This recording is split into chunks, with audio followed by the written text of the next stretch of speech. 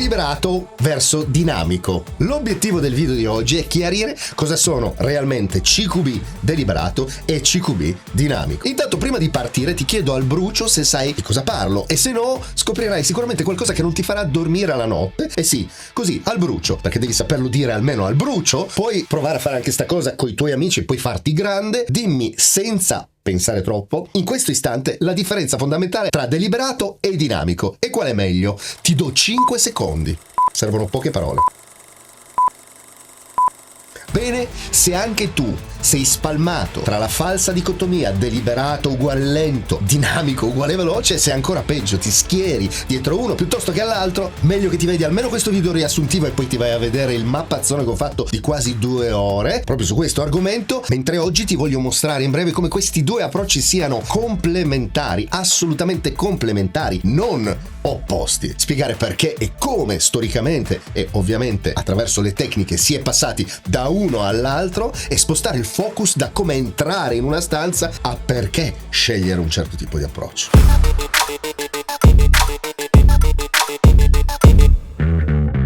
Deliberato non è uguale a lento, mannaggia la miseria. Il termine deliberato, se lo prendiamo anche solo dal vocabolario, indica riflesso e ponderato, intenzionale e volontario, controllato e non impulsivo. Ed è qui che continuo a sentire bestemmie sulla questione e a volte mi sanguinano le orecchie. Non è per forza implicito un passo da tenere, quello è semmai la conseguenza di un approccio che prende in considerazione talmente tanti fattori per cui la velocità ne viene limitata. Ma non banalizziamo, come fanno praticamente tutti, a una dicotomia veloce e lento. C'è molto di più, cari campioni. Un'azione può essere velocissima e rapidissima ed essere comunque deliberata, soprattutto se è pianificata e prevista e è inserita in una struttura decisionale. L'errore comune è appunto confondere dinamismo esecutivo con approccio dinamico. Dimmi che non hai mai fatto questa confusione e non ti prendere per il culo. Il contesto in cui nasce il CQB deliberato è a seguito di tutta una serie di conseguenze. C'è la nascita del terrorismo urbano, necessità di liberare gli ostaggi in ambienti confinati. Insomma, non ti faccio tutto il pappazzone di come si è arrivati a quella roba lì, però è successa. Se vai a studiarti un po' di storia, cosa che non ci insegnano, non so più perché, anzi sì, lo so, ma è meglio tralasciare, beh, allora saprai che sono successe un po' di cose che ci hanno portati a creare dei corpi speciali come i SAS, il GSG-9, la Delta Force. Ti dicono qualcosa? E ad esempio l'evento spartiacque più importante è l'assalto all'ambasciata iraniana di Londra nel 1980. Andatevi a informare. Quell'assalto lì, secondo te com'è? Deliberato o dinamico?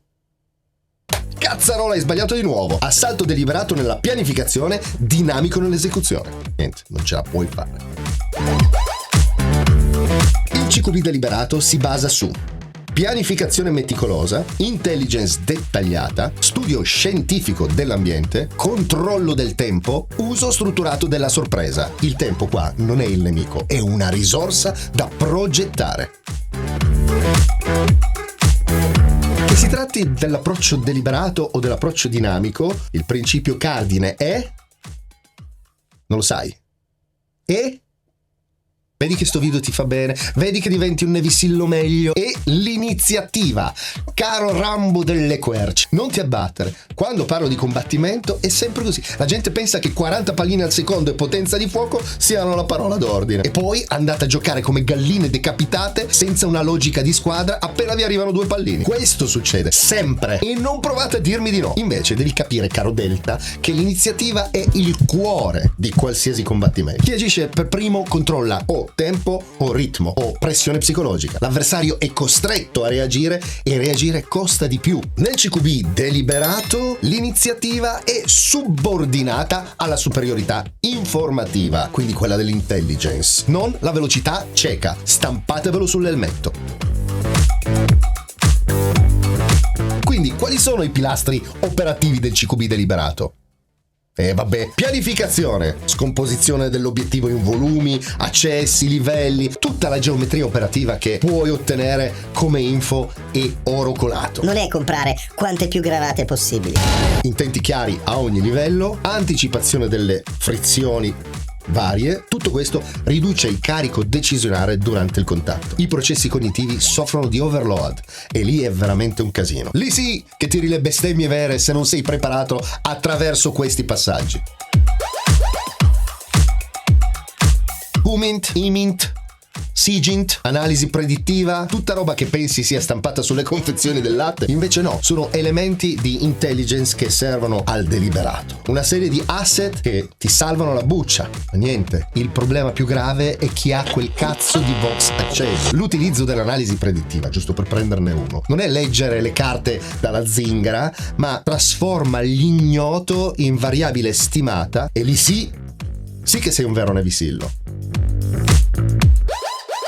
C'è l'argomento studio degli spazi e degli ambienti, spazio come sistema 3D, geometrie, materiali, interconnessioni, effetti balistici, anche acustici, soprattutto quando si parla di proiettili, perché con i pallini non mi rompete i coglioni se mi nascondo dietro una porta. Le porte sono da considerare come degli scudi balistici, per cui molte cose sono più semplici, ma se volete fare i seri, le geometrie sono fondamentali, tanto che ti costa. Allenarsi a queste geometrie riduce la sorpresa ambientale, aumenta la sorpresa sull'avversario, che è la base, sorpresa sull'avversario, ma in questo caso dovete avere un tempo fenomenale.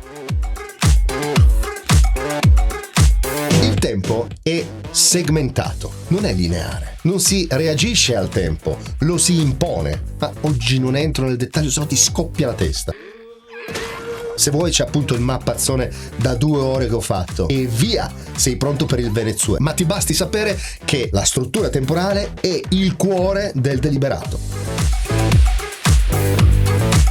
Il CQB deliberato funziona attraverso segmenti temporali funzionali e adesso vediamo i 4 fondamentali. Sai che esistono 4 segmenti fondamentali, vero? Assolutamente.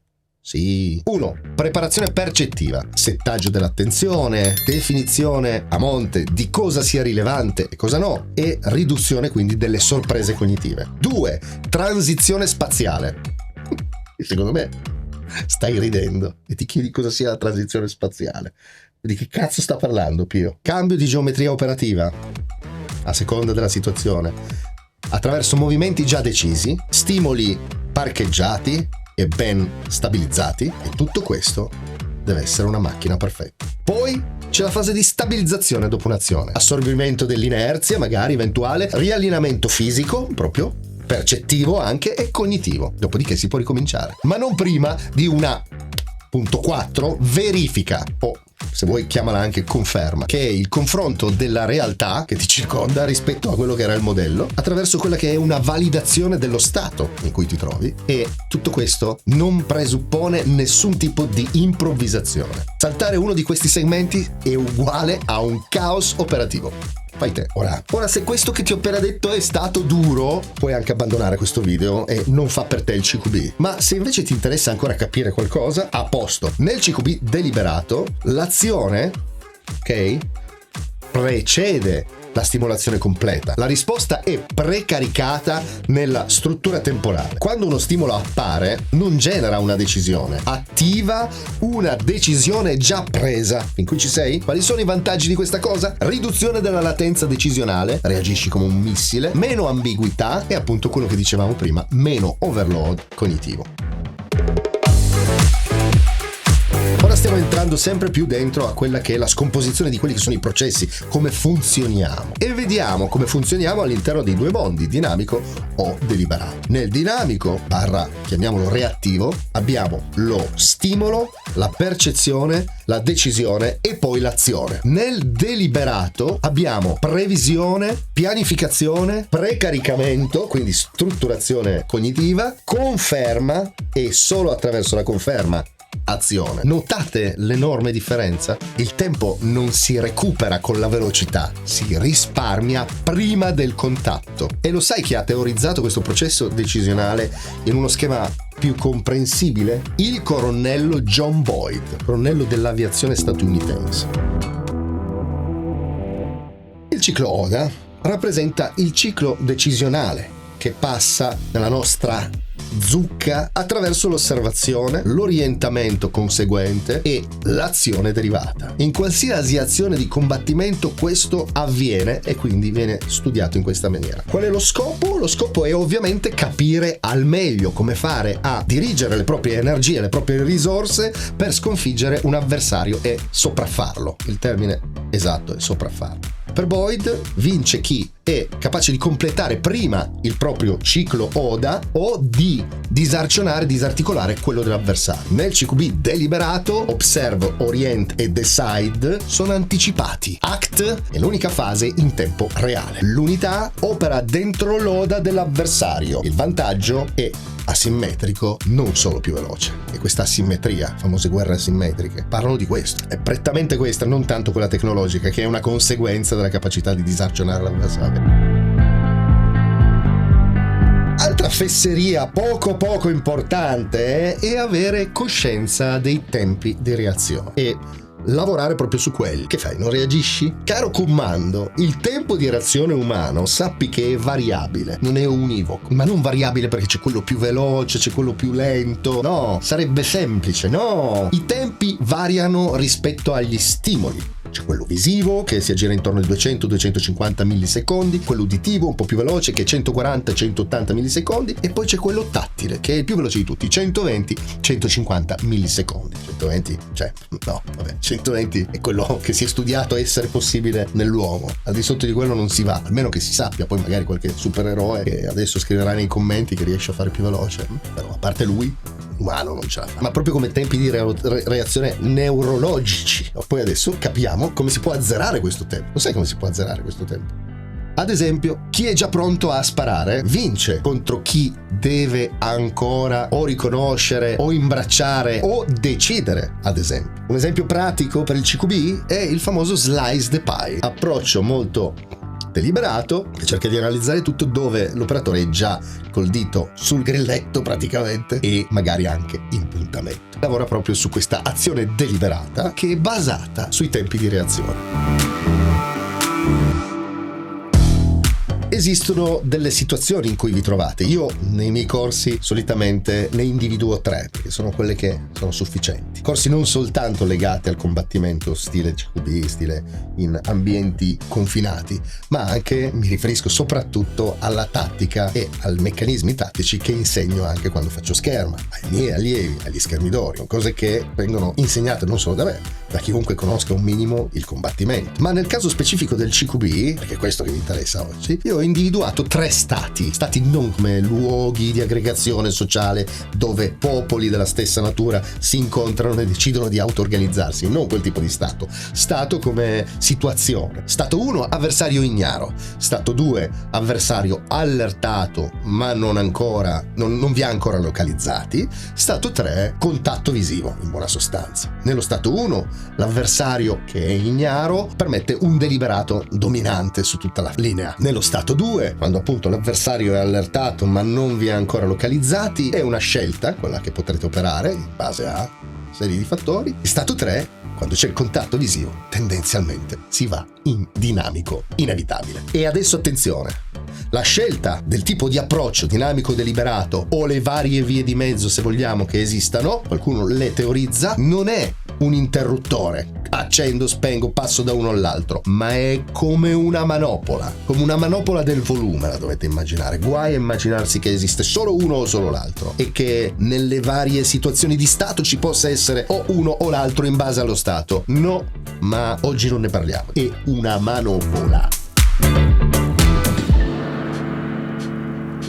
Parliamo anche dei limiti di questo benedetto deliberato. Funziona quando l'obiettivo è statico, il tempo ce l'hai, è nella tua disponibilità, hai un'intelligence solida e i limiti emersi sono minacce mobili, ambienti non conosciuti e eventi in evoluzione, quelli che cambiano in evoluzione rapida. Faccio un esempio, gli active shooter, ostaggi presi da uno che continua a sparare nelle scuole. I vari esempi che ci sono stati soprattutto negli Stati Uniti negli ultimi anni. In quei casi lì nasce l'esigenza di un altro tipo di CQB, che è appunto predominantemente dinamico.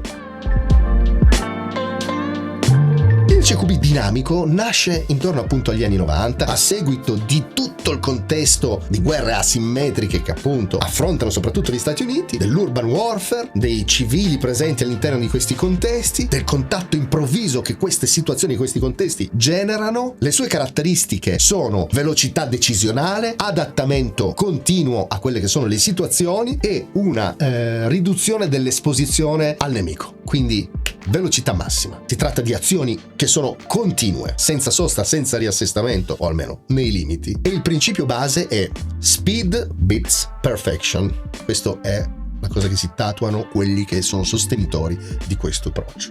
Che poi torno a dire, guai essere sostenitori. C'è uno, c'è l'altro, non dovete mai schierarvi. E vanno utilizzati. Sono tecniche. Speed beats perfection. Nel CQB moderno, quindi, oggi non esiste un deliberato versus dinamico, come il titolo che è un po' provocatorio. Esiste solo un continuum. E infatti, se avete seguito fino a qua, la scelta dipende da molti fattori, soprattutto dall'intelligence, poi dalla densità, anche solo civile, dal tempo di esposizione, dal valore politico dell'obiettivo, dalla resilienza del difensore. Insomma, si tratta di velocità informata, non velocità cieca, e il tempo come arma. Questo è lo scopo principale, se è possibile. Quindi deliberato e dinamico non sono delle ideologie, sono strumenti. Vince chi o sa leggere il contesto, o sa cambiare stato, o controlla il tempo, non l'ego. Il vero combattimento non è mai ferocia cieca, è adattamento cognitivo, è tattica sotto pressione. Ed è questo che devi dire al bar la mattina nella tua partita, quando siete con le caccole al naso e state con gli occhi ancora tutti appunto devastati e state girando il vostro cappuccino con il cornetto all'autogrill. Così, quando tutti stanno mescolando lo zucchero sul fondo della tazza, te ne esci con l'adattamento cognitivo e vedi che la settimana dopo non ti avvertono più che vanno già. Bene, caro impallinato, se ho messo abbastanza carne sul fuoco, puoi gustartela con calma, anche perché l'argomento è sicuramente molto più impegnativo di così e di quanto si possa immaginare. Ma forse qualcosa questo video l'ha lasciato ed è servito. E ad oggi, quando parlerai di dinamico o deliberato, aspetta, mi prude qua, dinamico o deliberato, non farai più troppa confusione. Mentre se sei ancora più confuso di prima, ti rimando ai 2 video completi che trovi sempre su questo canale, un pochino più spessi, ma magari avrai bisogno di più tempo per digerire. Da Pio 3 per oggi è tutto, non usate maggiorati e ci vediamo alla prossima. Ciao impallinati.